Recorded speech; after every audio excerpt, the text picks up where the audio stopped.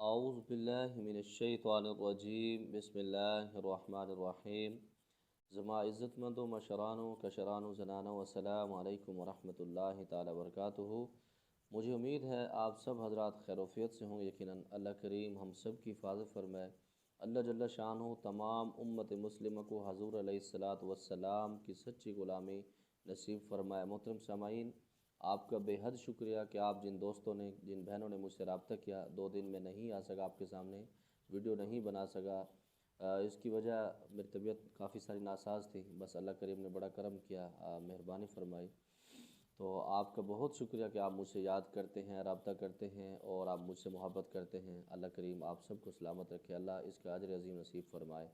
محترم سامعین، آج کی اس ویڈیو میں آپ کو سورۃ یاسین شریف کی ایک آیت مبارکہ سلام قولا من رب الرحیم، سلام قولا من رب الرحیم، سلام قولا من رب الرحیم، سلام قولا من رب الرحیم، اس آیت مبارکہ کی زکوٰۃ ادا کرنے کے حوالے سے چند چیزیں آپ کے سامنے رکھوں گا، اور اگر آپ ربیع الاول شریف کے آخری اس عشرے میں اگر آپ اس کا اہتمام کرتے ہیں، اس کی زکوٰۃ ادا کرتے ہیں، تو میں انشاءاللہ تعالی اللہ رب العزت کی بارگاہ میں دعا کروں گا کہ اللہ پاک آپ کو کامیابیوں سے نوازے۔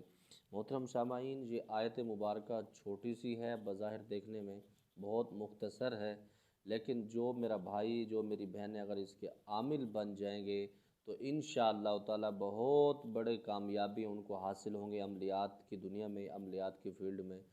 محترم سامعین، کوئی بھی اس کا عامل بننا چاہے، آپ سب کو میری طرف سے اجازت ہے۔ میں کچھ دنوں سے دیکھ رہا ہوں کہ میرے معاملات کس طرف جا رہے ہیں یا کیا کچھ ہو سکتا ہے، تو اسی لیے میں جتنے عمل بتا رہا ہوں آپ کو با اجازت بتا رہا ہوں، اور بالکل کسی معاوضہ کیا معاملات کوئی بھی اس کے اندر لوازمات میں نہیں دے رہا۔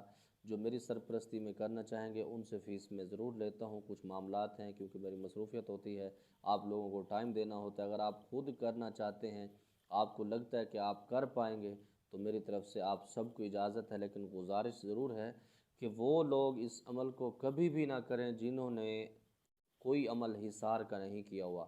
آپ نے کسی کا اگر حصار کا عمل کیا ہوا ہے تو آپ اس عمل کو ضرور کریں۔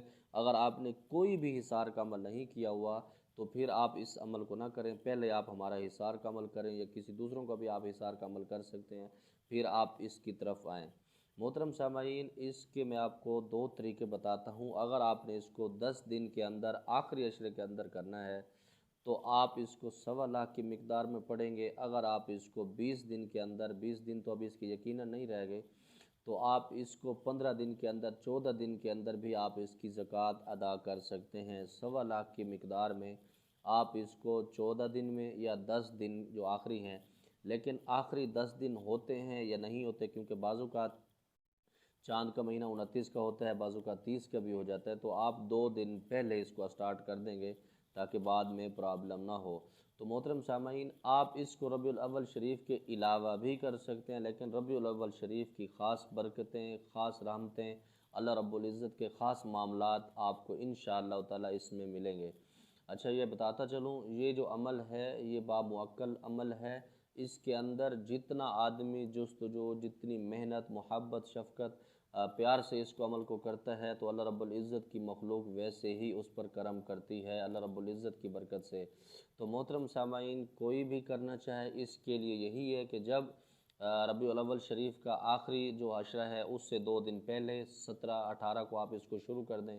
دن کوئی بھی ہو، کوئی قید نہیں ہے۔ اگر آپ ربیع الاول شریف کے علاوہ اس کو کرنا چاہتے ہیں تو پھر آپ نوچندی سے ہی اسٹارٹ کریں، اور جو اس کا مضبوط طریقہ ہے وہ 41 دن کا ہے۔ اگر آپ ربیع الاول شریف کے اندر کریں گے پھر آپ 10 یا 14 دن کا آپشن آپ کے پاس ہے، آپ اس کی تعداد کو اس میں تقسیم کر دیں گے 14 دن کے اندر، یا پھر 10 دن کے اندر 1.25 کو، تو آپ رات کو عشاء کی نماز کے بعد مکمل پابندیوں کے ساتھ، مکمل لوازمات کا خیال رکھتے ہوئے، جلالی جمالی پرہیز کرتے ہوئے، اور احرام کا بندوبست کرتے ہوئے، خوشبو کا پابندی سے لگانے ہوئے آپ اس عمل کو شروع کر سکتے ہیں۔ اس سے پہلے آپ میٹھی چیز کا صدقہ ضرور دیں۔ اس کے اندر تیل، پانی، چینی نمک، یہ 4 چیزیں ضرور رکھیں، اس کے بعد آپ کسی کا بھی علاج کر سکتے ہیں۔ اچھا، اکثر دوستوں کا سوال یہ ہوتا ہے کہ قاری صاحب 1.25 کی مقدار میں ہی آپ زکوٰۃ کیوں کرواتے ہیں؟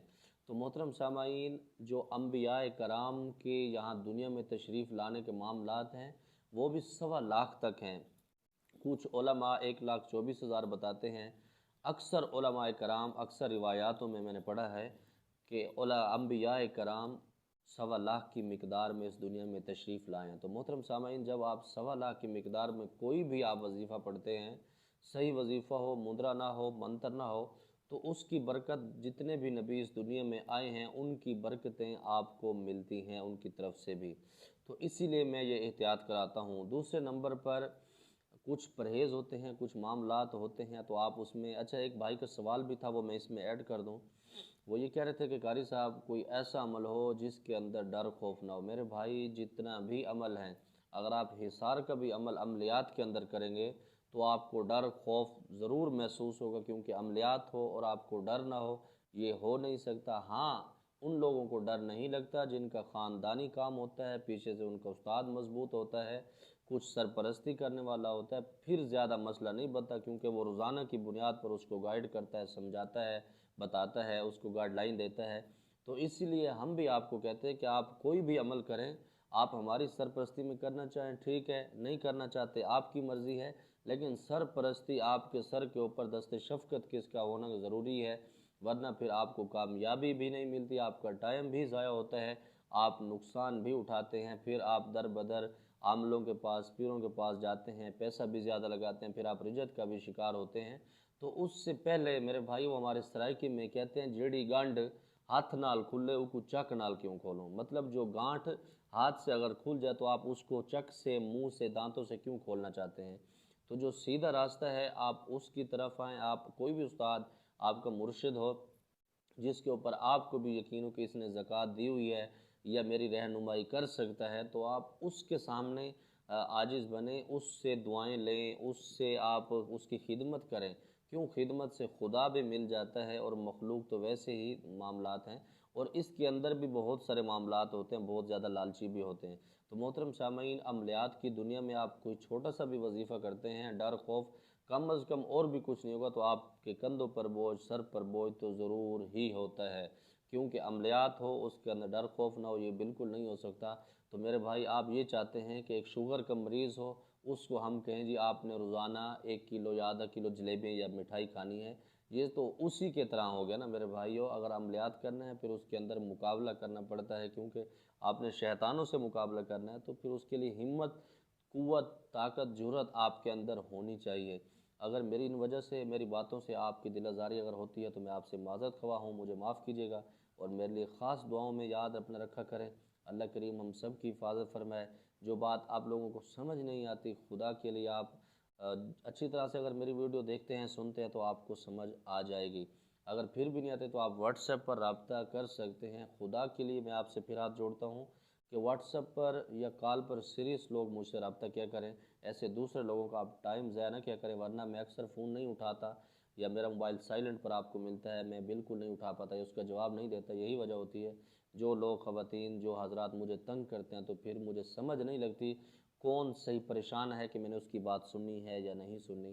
تو آپ سے امید ہے مجھے کہ آپ مجھ سے تعاون کریں گے، میرے لیے خاص دعائیں بھی کریں گے۔ اللہ تعالیٰ تمام امت مسلمہ کو حضور پاک صلی اللہ تعالی وسلم کی ہر سنت کے مطابق زندگی گزارنے کی توفیق نصیب فرمائے۔ زماد پارا خاص دعاؤں کا دا اللہ پامان۔ السلام علیکم ورحمۃ اللہ تعالی وبرکاتہ۔